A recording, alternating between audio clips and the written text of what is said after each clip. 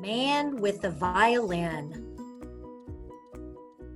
Dylan was someone who noticed things. His mom was someone who didn't.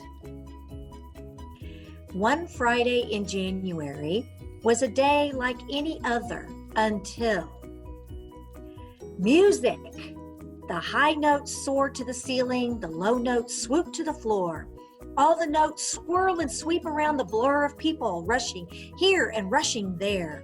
The music is telling an exciting story.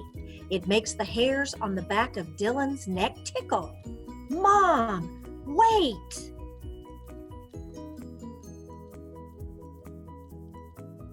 The man with the violin sways this way and that.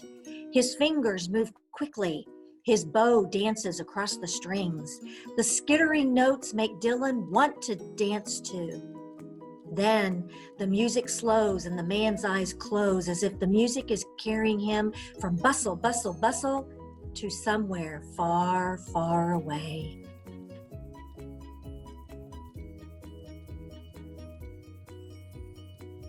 Please, Mom, can't we stop? Please? If only they could listen for even a minute. Not today. The man with the violin leans forward. His music makes Dylan's skin hum. Someone begins shouting, blibbity, blabbity, blah, blah, blah. Dylan leans toward the musician, trying to hear. From the violin comes the saddest sound he has ever heard. The man turns in his direction. Their eyes lock. But the escalator pulls Dylan down, down, down, down, and away. Bursting out of the tunnel, a loud clattering. Dylan strains to hear the music, but grumble, rumble, the train gobbles up the faint notes with its roar.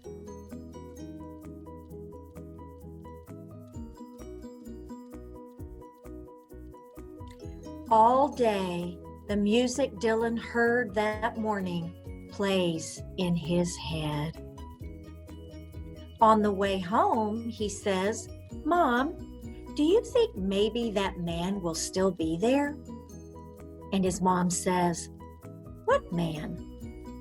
Rain patters, dishes clatter, a voice on the radio drones on and on until suddenly, music, telling a story that makes the apartment bigger and brighter.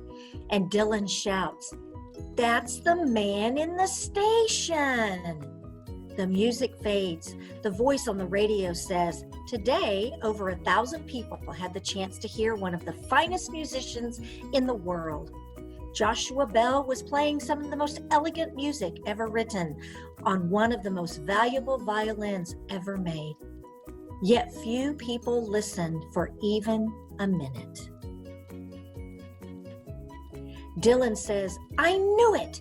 We should have stopped. We should have listened. Into a pot of bubbling water spills the spaghetti. Again, the musical story slips and slides through the air, and Dylan can almost see the man with the violin standing on tiptoes to reach the high notes. Dylan, you're right. His mom turns up the radio. Loud and sweet, the music fills every corner of the apartment. And together, Dylan and his mom dance. Together, they listen. So, is Joshua Bell a real person?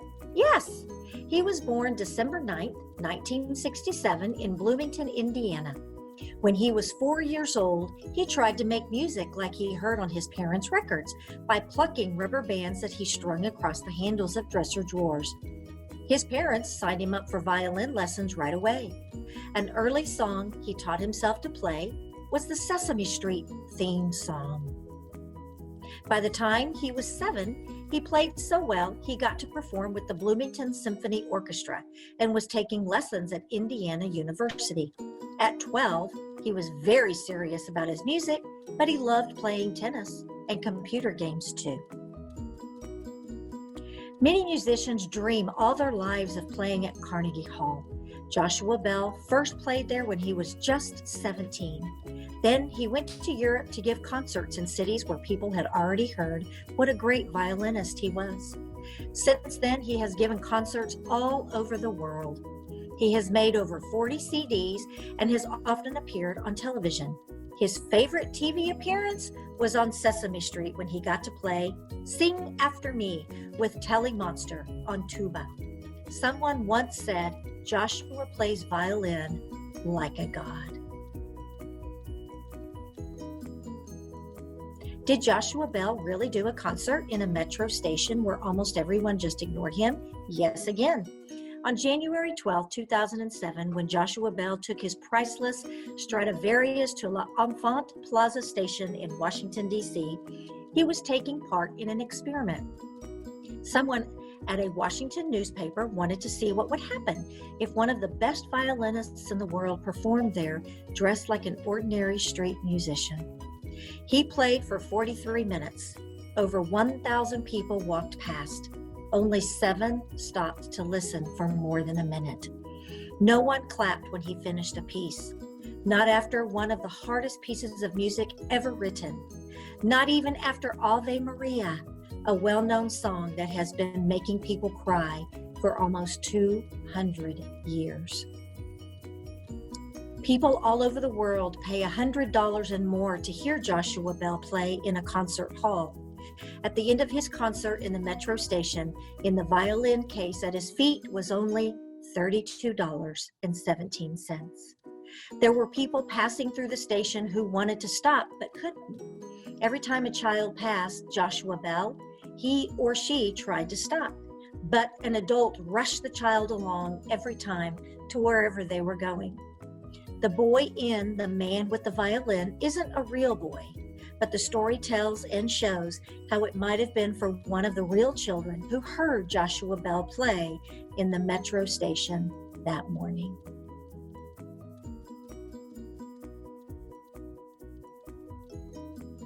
The end. I hope you enjoyed the story of the man and the violin. Pay attention to those musicians that you see as you walk by them, because they could be someone very, very special, just like our friend Joshua Bell. Take care, and we'll see you soon.